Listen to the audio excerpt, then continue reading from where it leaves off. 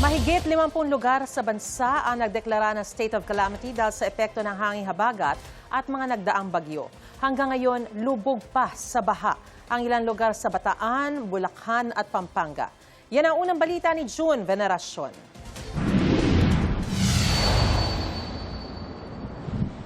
Imbis na sasakyan, bangka ang namataan naming lumalabas sa subdivision na ito sa San Simon, Pampanga. Isa ito sa dalawang malaking subdivision sa San Simon na lubog ngayon sa baha. 2 linggo nang lubog sa baha itong subdivision, sabi ng mga residente. Ngayon lang sila nakaranas ng ganito kataas na pagbaha sa mga nakalipas na taon. Kaya yung mga residente rito, dahil sa paulit-ulit na problema ng pagbaha, ay nagpasya ng ibenta yung kanilang mga ari-arian. Ang problema nga lang, kung ganito naman lagi yung kanilang nararanasan, sino ang bibili ng kanilang mga pinag-ipunang ari-arian?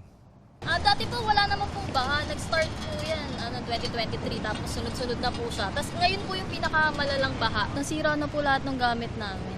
Ang kalamidad gaya ng baha, walang pinipiling lugar o estado ng buhay. Wala na kaming stock sa bahay. Yung case namin, hindi naman inabot yung loob ng bahay namin. Yung iba dito kasi may tubig sa loob ng bahay. Malaking perwisyo yung baha sa amin, sir. Dapat managot na yung dapat managot, sir. Abot bewang pa rin ang baha sa ilang bahagi ng San Simon. Pinasok ng tubig pati barangay hall ng Santa Monica. Sa barangay na ito, ipinagluluksa ang 1 taong gulang na bata na nalunod sa baha gabi ng August 16. Sabi ng kanyang mga magulang, hindi nila namalayang nakalabas ng bahay ang kanilang bunso. Hindi rin po namin talaga na mangyayari din yun sa bata. Naka-diaper po siya. Kaya siguro, nung time na yun nalunod po siya kasi napuno po ng tubig yung diaper niya. Napabigat po. Sa bayan ng Mexico, umapaw ang ilog sa tulay. Sa barangay San Lorenzo sa kasagsagan ng ulan, umaibabaw din sa tulay ang napakaraming basura. Sa drone video ng residenteng si Joseph Freylan, makikitang kinailangan na ng backhoe para maalis at makolekta ang basura. Nang balikan namin ang lugar, halos wala na ang basura pero may kataasan pa rin ang ilog. Sabi ni Pampanga Governor Lilia Pineda, mahigit 50% pa rin ng mga barangay sa kanila ang lubog sa baha. Halos 1 milyong individual ang apektado. 3 ang nasawi. Nasa 1.4 billion pesos ang napinsala sa sektor ng agrikultura. Yung mga may-ari naman ng fish palmer, tutulong kami konti sa kanila. Tutulungan namin yung mga mahihirap na magsasaka na 1 hektarya lang sinasaka nila pagkatapos nalubog pa. Nauna nang nagdeklara ang Pampanga ng state of calamity.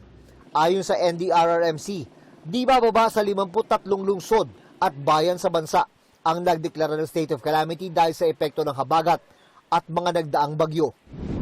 State of calamity na rin sa lalawigan ng Bataan. Sa Hermosa, kanya-kanyang linis ang mga residente sa putik na iniwan ng baha. Mga ganyan po yung matatinding burak po na yan. Mahirap po na eh. Dahil po tumitigas po siya pag napabayaan agad eh. Sa tala ng provincial government, 8,000 residente ang lumikas dahil sa pagbaha sa 70 barangay sa 8 bayan at lungsod. 2 ang nasaktan at walang nasawi. Pinag-aaralan ang ipinanukalang 54 kilometers na coastal defense system bilang solusyon sa pagbaha. Magtatayo ng dike, water pumping station, floodgates at water catchment o impounding na pwedeng pag-ibakan ng tubig. Isa pang nagdeklara ng state of calamity ang Bulacan. Sa Santa Maria, hindi pa rin pinadadaanan ang Makaiban Bridge dahil sa makapal na putik at bahagyang pagkasira. Ito ang unang balita. June Veneracion, GMA News.